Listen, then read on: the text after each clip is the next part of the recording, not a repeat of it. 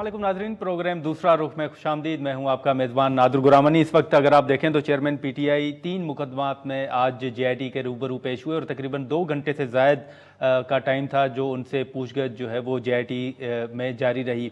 इसके साथ साथ उनके खिलाफ जो तोशाखाना का केस है उस पर कार्रवाई का आगाज़ जो है वो 12 जुलाई को होगा। दूसरी जानिब अगर हम देखें तो ये अहम डेवलपमेंट ये सामने आ रही है कि खुद जो हुकूमत की इत्तेहादी जमातें हैं जिनमें पीपल्स पार्टी और एमक्यूएम शामिल है, अब एमक्यूएम के पीपल्स पार्टी के हवाले से तहफ़्फ़ुज़ात नज़र आ रहे हैं और एमक्यूएम एक बार फिर पीपल्स पार्टी से नाला नज़र आ रही है। खालिद मकबूल सिद्दीकी साहब जो हैं वो ये मुतालबा कर रहे हैं कि आबादी के लिहाज से मुल्क में जो हैं जो इंतज़ामी यूनिट्स हैं वो बनने चाहिए। और दूसरी जानिब एमक्यूएम को खुद इस बात पर भी तहफ़्फ़ुज़ात हैं कि जो दुबई में मुलाकातें हो रही हैं उस हवाले से उनका ये कहना है कि जो पाकिस्तान में इलेक्शन और जो पाकिस्तान के सियासी फ़ैसले हैं वो पाकिस्तान की बजाय दुबई में बैठ के किए जा रहे हैं। तो इस वक्त जो एमक्यूएम के तहफ़्फ़ुज़ात हैं और ख़ुद ये एक अहम सवाल के पाकिस्तान में इलेक्शन कब होने जा रहे हैं, और दूसरी जानिब अगर फिर आप देखें तो खुद पीपल्स पार्टी के जो सीनियर रहनुमा हैं उनकी जानिब से भी हुकूमती कई फैसले हैं जिन पर तहफ़्फ़ुज़ात का वो इजहार करते हुए नज़र आ रहे हैं। खुद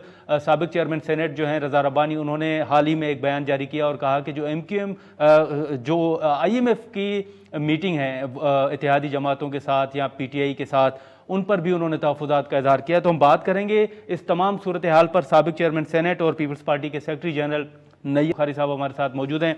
बहुत शुक्रिया बुखारी साहब, आपने टाइम निकाला। सबसे पहले तो आज अगर आपकी नज़र से भी गुजरा हो तो एमक्यूएम बड़ी नाला नज़र आ रही है आपसे। अब वो ये मुतालबा कर रहे हैं कि इंतज़ामी यूनिट्स भी बनाए जाएँ। आप समझते हैं कि एमक्यूएम के तहफ़्फ़ुज़ात की आपके नज़दीक क्या वजह हो सकती है, और ये जो इंतज़ामी यूनिट्स का वो मुतालबा कर रहे हैं इसको कैसे देखते हैं? शुक्रिया नादर गुरमानी साहब। गुजारिश है कि एमक्यूएम एक सियासी जमात है, उसका अपना एक एजेंडा है, उसका अपना एक मैनिफेस्टो है और वो एक पर्टिकुलर एक रीजन के हवाले से वो गुफ्तगू करते हैं। पीपल्स पार्टी जो है वो एक वफाक की जमात है और इंतज़ामी यूनिट्स के हवाले से मुतालबा तो वो कर सकते हैं, लेकिन उसका प्रोसीजर आइन में दर्ज है कि अगर आपने सूबे मज़ीद बनाने हैं या नए सूबे कर्व करने हैं एग्जिस्टिंग सूबों से, तो उसके लिए कॉन्स्टिट्यूशनल प्रोविजंस मौजूद हैं और वो कॉन्स्टिट्यूशन में अमेंडमेंट की ज़रूरत है। तो वो जब तक 2/3 मेजॉरिटी ना हो तब तक तो वो हो नहीं सकते, और वो 2/3 मेजॉरिटी तब होगी जो एक जमात के पास 2/3 मेजॉरिटी हो या जो अलायंस में बैठे हों वो इस बात पर मुतफिक हो गए। ये उनका मुतालबा है, वो बिल्कुल आज गवर्नमेंट में बैठे हुए हैं, ये कैबिनेट में भी इशू रेज़ कर सकते हैं। लेकिन हर सियासी जमात का एक मौक़िफ़ है और एक ये उनका मौक़िफ़ है तो उनकी ज़ात तक है, लेकिन उस पर अमल दरामद हो सकता है कि नहीं हो सकता ये देखने वाली बात है। उसके लिए जो लीगल कॉन्स्टिट्यूशनल रिक्वायरमेंट्स है वो तो पूरी करनी पड़ेंगी। अब जब वो पूरी होगी तो ये इख्तियार सिर्फ आवाम के मुंतखब नुमाइंदों के पास है। आवाम के मुंतखब नुमाइंदे जो कौमी असम्बली में बैठे हैं, जो सेनेट में बैठे हैं, ये इख्तियार उनके पास है आइन के तहत। वो यूनिट्स बनाते हैं, नए सूबे कर्व आउट करते हैं, तो ये टोटल इख्तियार अवाम के मुंतखब नुमाइंदों के पास है। लेकिन बुखारी साहब इस वक्त है वो तो तहफ़्फ़ुज़ात तो अलायंस में जो जमातें बैठी हुई एक जमात तो नहीं है, हर जमात का एक अपना मौक़िफ़ है, वो अपना पॉइंट ऑफ व्यू और अपने एंगल से इशूज़ को देखते हैं। तो इसलिए मैं समझता हूँ कि ये कोई गैर मामूली बात नहीं है। अच्छा, लेकिन सर वो ये भी कह रहे हैं ना कि 15 साल से एक ही जमात को सिंध के जो वसाइल हैं उनके हवाले किए गए हैं और एमक्यूएम अपने तहफ़्फ़ुज़ात इस हवाले से भी ज़ाहिर करी। फिर उनका ये भी एक तहफ़्फ़ुज़ात उनके ये भी हैं कि आप जो पाकिस्तान से मुतल्लिक़ या इलेक्शन से मुतल्लिक़ फ़ैसले हैं वो भी दुबई में कर रहे हैं, पाकिस्तान में नहीं कर रहे, उनको एतमाद में नहीं ले रहे। आप समझते हैं ये जायज़ मुतालबा है उनका? पहली बात तो ये पाकिस्तान पीपल्स पार्टी को पिछले 15 साल से अगर सिंध में इक़्तिदार है तो वो तो ना तो एमक्यूएम ने दिया है ना किसी और जमात ने दिया है, वो तो सिंध के अवाम ने दिया है। अवाम जिसे मुंतखब करके भेजते हैं और जिसके पास सूबाई असम्बली में अक्सरियत होती है वो हुकूमत बनाता है। तो ये सिंध के अवाम की मेहरबानी है, उनका एतमाद है पीपल्स पार्टी की क़यादत पे, पीपल्स पार्टी की पॉलिसीज़ पे और पीपल्स पार्टी की जो नज़रिया शहीद जुल्फ़िकार अली भुट्टो उस पर एतमाद करते हैं। तो पिछले 15 साल से आप बैठे हुए हैं। बाकी रहा ये स्पेकुलेशन है कि दुबई में बैठ के फैसले होते हैं। अब दुबई में जो मुलाकात हुई है ये कोई गैर मामूली बात नहीं है। हम अलायंस में बैठे हुए हैं, गवर्नमेंट में बैठे हुए हैं, पीपल्स पार्टी की लीडरशिप भी उधर थी। अगर मुलाकात होगी तो सियासी अमूर तो ज़रूर डिस्कस होते हैं जब सियासतदान मिलते हैं, लेकिन ऑफिशियली ना तो PMLN ने कोई अनाउंसमेंट दी, ना ही पाकिस्तान पीपल्स पार्टी ने इस मीटिंग के हवाले से, ना ही यही फैसलों को उन्होंने मीडिया के सामने या पब्लिक के सामने रखा। कुछ जब फैसले होंगे तो फैसले जब होंगे तो फिर वो पब्लिक भी किए जाएंगे, लेकिन अभी ये बिल्कुल मतलब स्पेकुलेशन है कि ये बातें हुई हैं। या तो वो बंदा हो जो उसमें शरीक हुआ हो और वो कि जी फलां आदमी शरीक था, वहाँ पे ये गुफ्तगू हुई है, तो ये सारी जो है ना खाम ख्याली है। लेकिन बुखारी साहब, वो दुबई मुलाकातों के बाद आप देखें कि 2 निगरान वजीर आजम के लिए 2 लोगों का नाम तो जेर गर्दिश है, सोशल मीडिया पे भी चल रहा है, डिस्कस भी हो रहा है, आपने भी सुना होगा। एक सहाफ़ी का नाम चल रहा है, एक पंजाब की अहम शख्सियत है उनका नाम चल रहा है। देखिए नाज़र गुरमानी साहब, किसी की ख्वाहिश पे तो पाबंदी नहीं लगा सकते आप। कोई ख्वाहिश करके, और मीडिया आपको आजकल पता है बिलखुसूस सोशल मीडिया कैसे ऑपरेट होता है, तो ये जो फैसला होगा के टेकर प्राइम मिनिस्टर का, ये लीडर ऑफ हाउस और लीडर ऑफ अपोजिशन की मुशावरत से होगा। आइन ये बात कहता है। उस पर अगर मुशावरत प्राइम मिनिस्टर करते हैं, जो लीडर ऑफ हाउस हैं, जो अपने एलाइज हैं, तो इसमें कोई हर्ज तो नहीं है। लेकिन अभी तक कोई ऐसा मामला तय नहीं हुआ। ये सारे फिर वो स्पेकुलेशंस हैं, अपने अंदाजे हैं, अंदाज़ों के पे कोई ज़्यादा दूर की बात नहीं। अभी 1 माह की और बात है, और 12 अगस्त से पहले ये नाम जो भी फाइनल हुआ वो दोनों साइड से सामने आएगा। वो एक प्रोसीजर है आइन में, उसके मुताबिक फैसला हो जाएगा। ये बुखारी साहब 12 अगस्त से पहले निगरान वजीर आजम का नाम फाइनल हो जाएगा, आप समझते हैं? देखिए जी, उसके लिए फिर आगे 3 दिन और भी होते हैं। ठीक है। और वो एक प्रोसेस है। अगर डिसएग्रीमेंट है लीडर ऑफ हाउस और लीडर ऑफ अपोजिशन का, तो मामला पार्लियामेंट्री कमेटी पे जाएगा। अगर पार्लियामेंट्री कमेटी में नहीं होता तो फिर इलेक्शन कमीशन के पास चला जाएगा। लेकिन वो 12 अगस्त से मैक्सिमम जो है 3 से 5 दिन जा सकते हैं, आगे से आगे नहीं जा सकते। तो वैसे बुखारी साहब, अगर आपके इल्म में हो तो क्या आप बता सकेंगे कि पीपल्स पार्टी ने कोई अपने अभी नाम दिए हैं, नून लीग ने दिए हैं, दीगर इत्तेहादी जमातों ने, या अभी आप समझते हैं कि इस मामले पर जी एज सच कोई कंसल्टेशन मेरे लेवल पे तो नहीं हुई। क़यादत के लेवल पे हुई हो तो वो फिर क़यादत जब फैसला करेगी तभी अनाउंस करेंगे।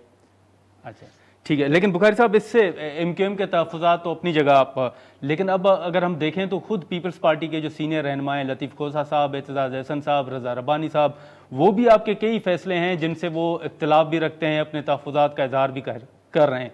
लतीफ़ खोसा और एतजाज़ एहसन को अगर आप साइड पे भी रखें 1 मिनट के लिए, तो रज़ा रब्बानी साहब ने हाल ही में ये बयान जारी किया कि जो IMF की टीम मुलाकातें कर रही है सियासी जमातों के साथ, वो कह रहे हैं कि ये सियासी खुद मुख्तारी के खिलाफ है। देखिए, उसमें जो आज सिचुएशन है ना कि अभी जो नया एग्रीमेंट हुआ है, जिसके लिए 12 तारीख को IMF का बोर्ड डिसाइड करेगा, तो जो लेंडर है वो अपनी सेटिस्फेक्शन तो चाहता है। वो सेटिस्फेक्शन तो चाहता है कि क्योंकि हम इस वक्त एक इलेक्शन प्रोसेस में हैं और एक बाय अक्टूबर इलेक्शन होने हैं। ये 9th मंथ का ये इनका शेड्यूल है, तो इसमें कोई हरज तो कोई नहीं अगर वो सियासी जमातों को एतमाद में लेना चाहते हैं या उनसे गुफ्तगू शुरू करना चाहते हैं।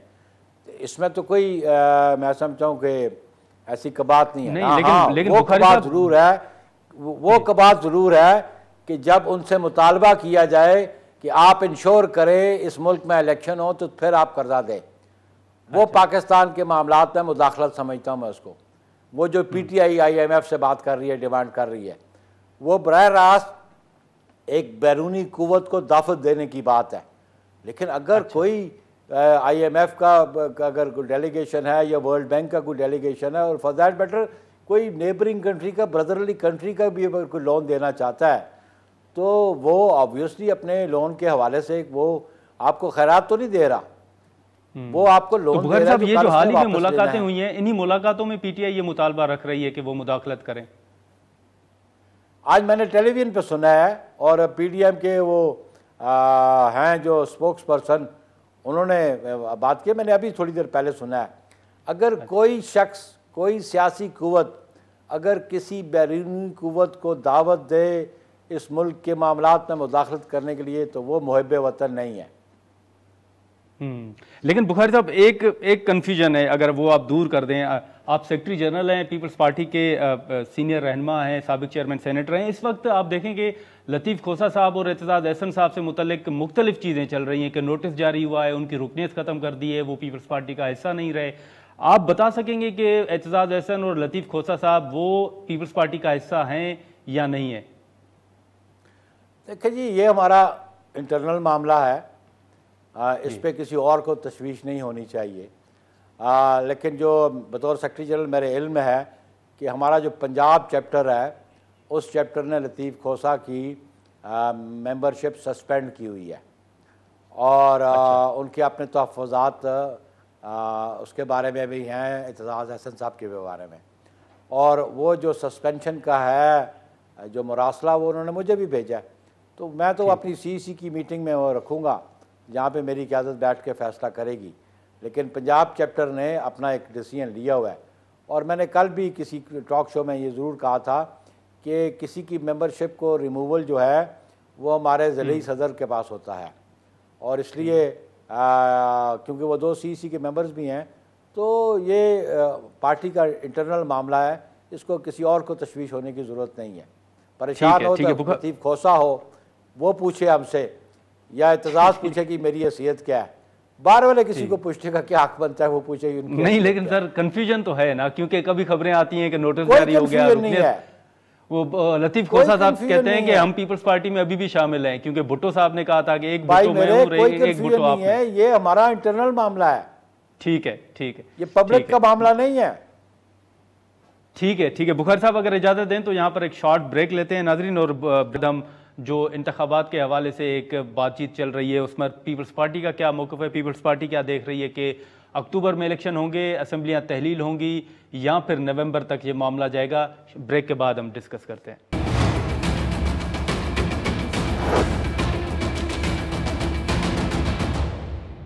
प्रोग्राम में दोबारा खुशामदीद। बुखारी साहब, इस वक्त आप देखें कि ये सवाल हर एक पूछ रहा है कि हुकूमत आखिर इंतखाबात की तरफ कब जा रही है। ये भी बात डिस्कस हो रही है कि शायद असम्बलियाँ जो हैं वो तहलील की जाएँ या फिर असम्बलियों की मुद्दत में तोसी की जाए। पीपल्स पार्टी क्या समझती है कि हुकूमत जा कब रही है इंतखाबात की तरफ? देखिए, इंतखाबात तो आइन में सारी प्रोविजंस मौजूद है कि जब असम्बली अपनी मुद्दत पूरी करती है तो उसके 60 दिनों के अंदर इंतखाबात होने चाहिए। अगर डिसोल्यूशन होती है तो 90 डेज़ में होंगे। तो यह ज़्यादा कुछ दूर नहीं है। अभी आज आप देख लें 32-33 दिन की बात है, वो बात सामने आ जाएगी। और इंतखाबात कराना हुकूमत का काम नहीं, इंतखाबात कराना जो केयर टेकर गवर्नमेंट होगी उसका और इलेक्शन कमीशन का काम है। इस हुकूमत का काम नहीं है। इस हुकूमत का वो जो है कैबिनेट डिज़ोल्व हो जाएगी, असम्बली डिज़ोल्व हो जाएगी ऑटोमेटिकली 12। उससे पहले अगर डिज़ोल्व करते हैं तो ऑब्वियसली 90 डेज़ मिल जाएंगे। लेकिन वो भी क्योंकि ये मौजूदा गवर्नमेंट अलायंस की गवर्नमेंट में उसमें बैठ के कैबिनेट डिसाइड करेगी और कैबिनेट में हमारी रिप्रेजेंटेशन है। तो जब ये इशू प्राइम मिनिस्टर लेके आएंगे कैबिनेट में, तो चेयरमैन बिलावल भी कैबिनेट में हैं, हमारे दीगर सीनियर रहनुमा भी कैबिनेट में, तो वही वहाँ डिसीजन कर लेंगे। लेकिन बाय ऑल मीन्स मैं ये समझता हूँ कि इलेक्शंस चाहे वो रेजोल्यूशन पे हों या टर्म पूरी करने पे होंगे, इलेक्शन बहरहाल होने हैं और उसके बगैर आइन के तकाजे पूरे बगैर पार्लिमानी जमहूरियत को कॉन्टीन्यूटी नहीं मिल सकती इस मुल्क में। हम सिस्टम की कॉन्टीन्यूटी पे बिलीव करते हैं, हम आइन की बालादस्ती पे बिलीव करते हैं और आइन की बालादस्ती के लिए पाकिस्तान पीपल्स पार्टी ने बेशुमार कुर्बानियाँ दी हैं। तो सर आप समझते हैं कि असेंबली डिसॉल्व करने का ऑप्शन बहरहाल मौजूद है? जी, असेंबली डिसॉल्व करने का ऑप्शन आप समझते हैं कि वो मौजूद ज़रूर है, उस पर गौर हो सकता है? बिल्कुल मौजूद है, लेकिन वो कैबिनेट बैठ कर डिसाइड करेगी। ये इख्तियार टोटल प्राइम मिनिस्टर का है, पॉलिटिकल पार्टीज का नहीं है। लेकिन प्राइम मिनिस्टर कंसल्ट कर ले अपने एलाइज से कि डिसॉल्व करनी है या उसको करना है। फ़र्क सिर्फ इतना है कि डिसोल्यूशन करेंगे तो 30 दिन फालतू मिल जाएंगे कैंपेन के लिए किसी जमात को। ठीक है, मैक्सिमम तो यही है ना, नवंबर तक जाएगा। जी सर, लटकेगा नहीं। यही है कि 60 दिन में नहीं होते 90 डेज में हो जाएंगे। ठीक है, इसमें तो लेकिन कोई बुखारी बात साहब नहीं अगर है। नवंबर से भी आगे जाता है मामला तो पीपल्स पार्टी फिर इसकी हिमायत मैं समझता करेगी? नवंबर से आगे नहीं जाना चाहिए। आइन के तकाजे ये हैं, आइन की रिक्वायरमेंट ये है कि अगर मामला जाता है तो सर आप हुकूमत के साथ फिर भी रहेंगे? जी, अगर ये मामला नवंबर से आगे जाता है तो फिर भी पीपल्स पार्टी हुकूमत की हिमायत जारी रखेगी या आप समझते हैं कि आप हुकूमत से अलग हो जाएंगे? देखिए जी, जिस दिन डिसॉल्व होगी उस दिन हुकूमत की हिमायत खत्म हो जाएगी। वो अपना इलेक्शन लड़ेंगे, हम अपना इलेक्शन लड़ेंगे। हुकूमत को हिमायत तो दरकार सिर्फ 12 अगस्त तक है। उसके बाद ना उनको हमारी हिमायत की जरूरत है ना हमें उनकी हिमायत की जरूरत है।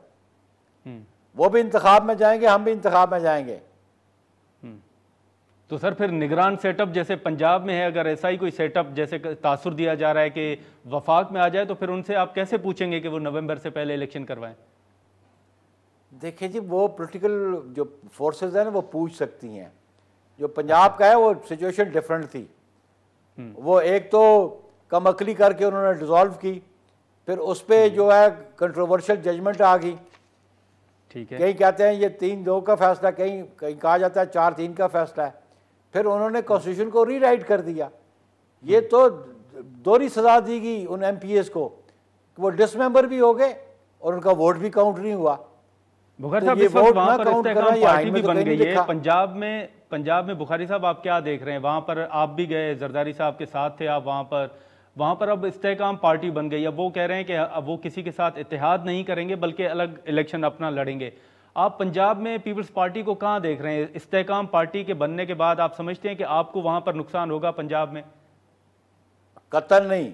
हम समझते हैं कि फ्री फेयर और ट्रांसपेरेंट इलेक्शन हुए तो पाकिस्तान पीपल्स पार्टी अपना शेयर पंजाब में लेगी। अच्छा। पीपल्स पार्टी के साथ हमेशा 1988 से लेके अब तक वो ऐसे इकदाम उठाए जाते रहे जिससे आप फ्री फेयर और ट्रांसपेरेंट इलेक्शन नहीं कह सकते।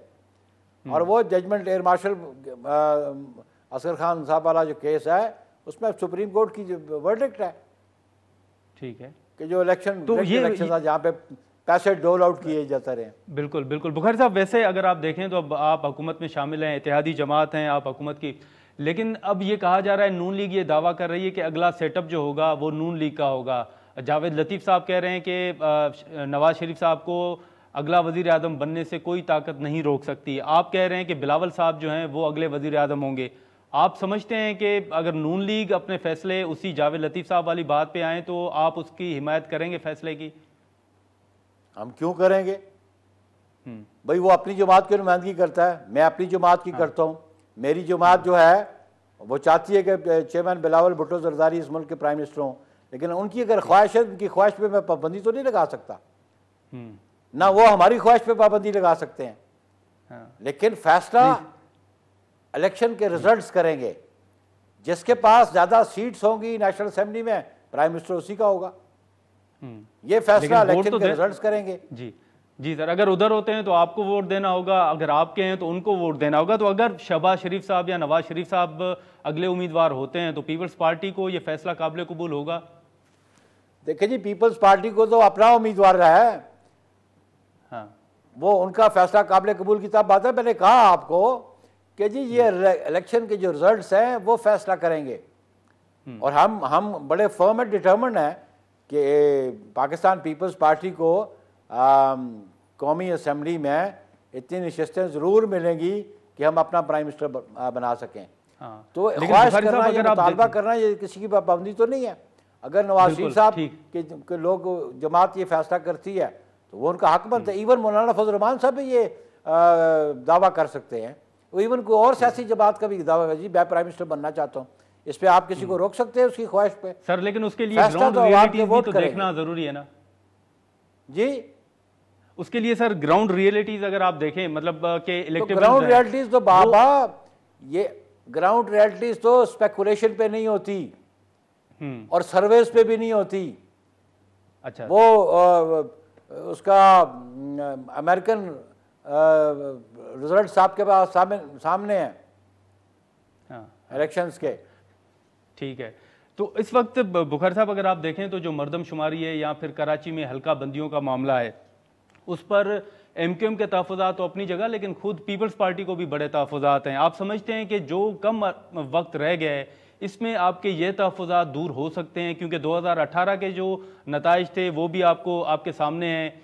तो इस वक्त जो तहफ़्फ़ुज़ात हैं, आप समझते हैं कि ये हल हो सकेंगे पीपल्स पार्टी के मरदमशुमारी या हल्का बंदियों के हवाले से?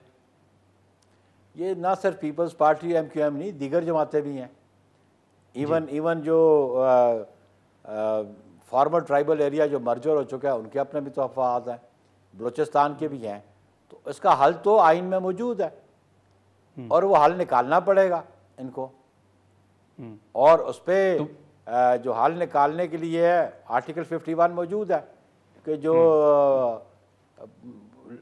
एलोकेट करता है प्रोविंसेस की सीटें, और वो एलोकेटेड है, और वो delimitation last officially published census पे होती हैं। और वो जब अगर आप नया जो सेंसस ऑफिशियली पब्लिश्ड होगा तो फिर डिलिमिटेशन उसी की बुनियाद पे होगी, क्योंकि आइन का आर्टिकल 51 का तकाजा ये है। तो आप समझते हैं कि मौजूदा जो मरदमशुमारी या फिर हल्का बंदी हैं उस पर इंतखाबात आपको काबिल कबूल नहीं होंगे? देखिए जी, हम आम तो समझते हैं कि जो ऑफिशियली पब्लिश्ड सेंसस होगा जी, उसके मुताबिक डिलिमिटेशन होगी। लेकिन तहफ़्फ़ुज़ात का इजहार करना तो कोई पाबंदी तो नहीं उस पर। नहीं सर, बिल्कुल उस प्रोविंस के हवाले से जो हमारी जमात का मौक़िफ़ है या बसूरत MQM का है, तो वो मुतालबा करना कि जी सेंसस प्रॉपर सेंसस होना चाहिए, क्योंकि उसी की बुनियाद पे डिलिमिटेशंस कॉन्स्टिट्यूंसीज की भी होती है और उसी बुनियाद पे नेशनल फाइनेंस कमीशन अवार्ड होता है। ठीक है, ठीक है, वो सिर्फ इलेक्शन की बात नहीं है। ठीक है नैयर बुखारी साहब, बहुत शुक्रिया। जी जो है अवार्ड है वो भी डिपेंड करता है उस पर। ठीक है बुखारी साहब, बहुत शुक्रिया सर, आपने टाइम निकाला। नाज़रीन, बुखारी साहब की गुफ्तगू आपने सुनी। हम यहाँ पर एक शॉर्ट ब्रेक लेंगे और ब्रेक के बाद हम कोशिश करेंगे MQM का मौक़िफ़ भी लें, अमीनुल हक साहब से बात करें और जमात इस्लामी की जानिब से हाफिज़ नईमुर रहमान साहब से भी हम कोशिश करेंगे कि उनसे भी रब्ता और उनका भी हम मौक़िफ़ ले सकें। लेकिन यहाँ पर एक शॉर्ट ब्रेक लेते हैं।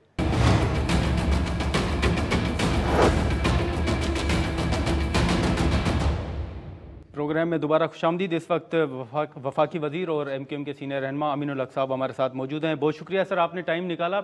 इस वक्त अगर आप देखें तो अब MQM के तहफ़्फ़ुज़ात जो हैं वो खुल के सामने आ रहे हैं। पीपल्स पार्टी से आप खासे नाला नज़र आ रहे हैं और इंतज़ामी यूनिट्स बनाने की बात कर रहे हैं। अब इस पर पीपल्स पार्टी आपके बयानात को मुस्तरद कर रही है और वो कह रही है कि पीपल्स पार्टी MQM से पहले भी कराची में मौजूद थी और वहाँ पर जीतती थी। तो आप क्या समझते हैं इस वक्त MQM के ये तहफ़्फ़ुज़ात, क्या आप इस सारी सूरत हाल को कैसे देखते हैं? देखिए, MQM पाकिस्तान एक बड़ी सियासी जमात है और मैं समझता हूँ कि पिछले 3 दहाइयों से कराची, हैदराबाद, मीरपुर, नवाबशाह मुख्तलिफ इलाकों के अंदर बल्दियाती इलेक्शन हो या सूबाई कौमी असम्बली के इलेक्शन, हम जीतते चले आए। ठीक है। और आप सब ने देखा कि अगर आज पीपल्स पार्टी का कराची में मेयर आया है या हैदराबाद में मेयर आया, मीरपुर में आया, तो किसकी खैरात की बदौलत आया है? MQM पाकिस्तान ने जब लोकल गवर्नमेंट इलेक्शन का बायकॉट का ऐलान किया तो उसकी बदौलत कुछ सीटें जमात इस्लामी ने जीत ली और कुछ सीटें मेरा ख्याल है कि पाकिस्तान पीपल्स पार्टी ने जीती है। तो मैं समझता हूँ कि हकीकी नुमाइंदों के हिस्सा ना लेने के बिना पे तमाम चीजें निकल कर सामने आई है। होना क्या चाहिए था? होना ये चाहिए था कि MQM का जो मुतालबा था कि डिलिमिटेशन के हिसाब से जो कराची के, हैदराबाद के हकूक गब्ज़ किए जा रहे थे, हमारा मुतालबा था कि तकरीबन 50 से 55 सीटें कराची के इजाफा किया जाए। और बाद में जब हम पीपल्स पार्टी के साथ बैठे तो उन्होंने अपनी कोताहियों को तस्लीम किया और सबने देखा कि बाकायदा नोटिफिकेशन जारी हुआ 53 मजीद हल्कों का कराची में इजाफा करने के हवाले से।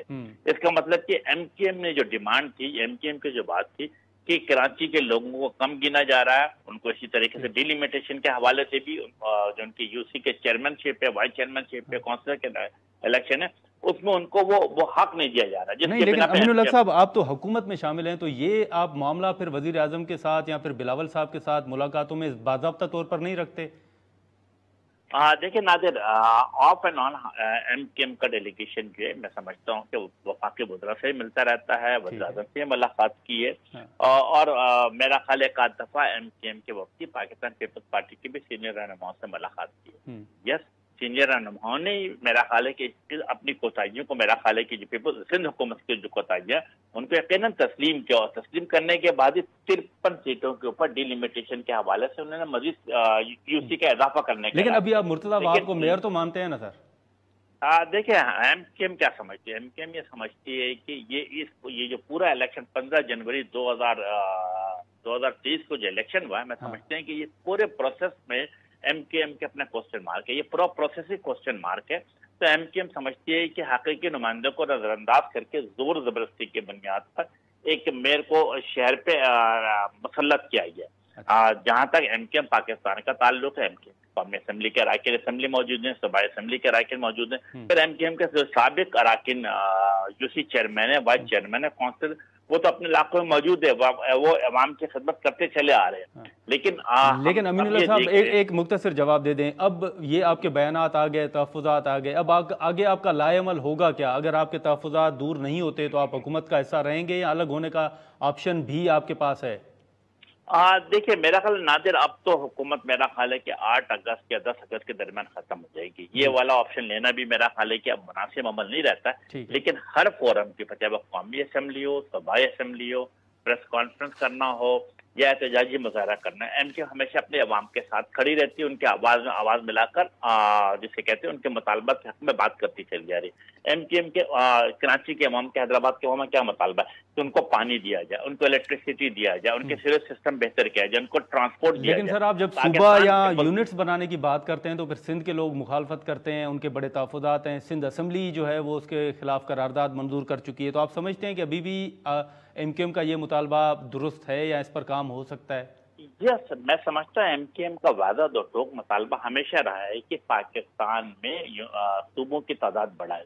जब हम सूबों की तादाद बढ़ाने की बात करते थे तो में कराची सूबा भी आता है, इसी तरीके से उसके अंदर सराइकी सूबा भी आता है, हजारा सूबा भी आता है, जनूबी पंजाब भी आता है। तो मैं समझता हूँ कि अगर तमाम सूबों पे, तमाम पंजाब के अंदर, केपीके के अंदर या बलूचिस्तान के अंदर अगर सूबों की बात हो सकती है तो वाई नॉट सिंध? हम जमहूरी तरीके कार के, लेकिन सर सिंध के लोग ना लाएं, सिंध के लोगों के बड़े तहफ़्फ़ुज़ात हैं, सिंध असेंबली उसके खिलाफ करारदाद मंजूर कर चुकी है, तो उसको कैसे दूर किया जाए?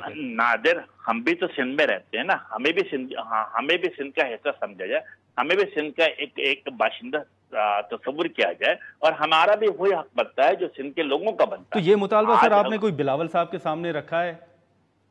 मैं समझता हूँ कि यह मुतालबा तो हर प्रेस कॉन्फ्रेंस में, बल्कि नश्ता पार्क में जब आज से 1 साल पहले एमकेएम का जलसा हुआ था तो उसके ऊपर बाकायदा मुतालबात की शक्ल में, करारदाद की शक्ल में कराची के अवाम ने पेश किया, और एमकेएम ने इस मुतालबे को, इस करारदाद को तस्लीम किया, और हमारी जद्दोजहद आने वाले इलेक्शन में भी मेरा ख्याल इसी अंदाज से जारी व सारी रहेगी। ठीक है अमीनुल हक साहब, बहुत शुक्रिया सर, आपने टाइम निकाला। नाज़रीन, अमीनुल हक साहब की गुफ्तगू सुनी। यहाँ पर हम एक शॉर्ट ब्रेक लेंगे और ब्रेक के बाद हम जमात इस्लामी का मौक़िफ़ जानने की कोशिश करेंगे।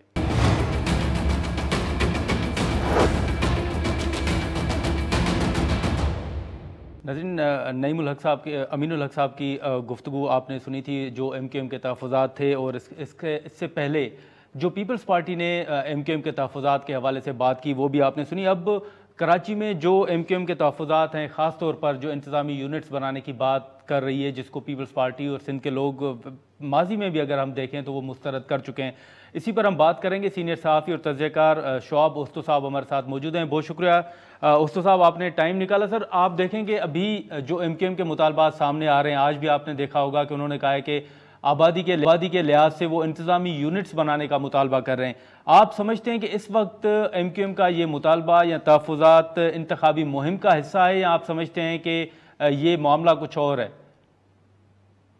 शुक्रिया गुरबानी साहब। देखें, इस वक्त पूरे मुल्क में जो है वो एक इलेक्शन की तैयारी का सिलसिला शुरू हो गया है, और अगर आप माजी में भी देखेंगे तो आपने बिल्कुल दुरुस्त फरमाया कि ये नैरेटिव है जो भी चल रहा है, ये हमेशा ये नैरेटिव इलेक्शंस के दिनों में बनाया जाता है, फिर से वो मुतालबा आना शुरू हो जाता है। ये जी हाँ, और इंटरेस्टिंगली ये नैरेटिव एमकेएम को भी सूट करता है और ये नैरेटिव पीपल्स पार्टी को भी सूट करता है। दोनों जो है वो एथनिक कार्ड खेलते हैं।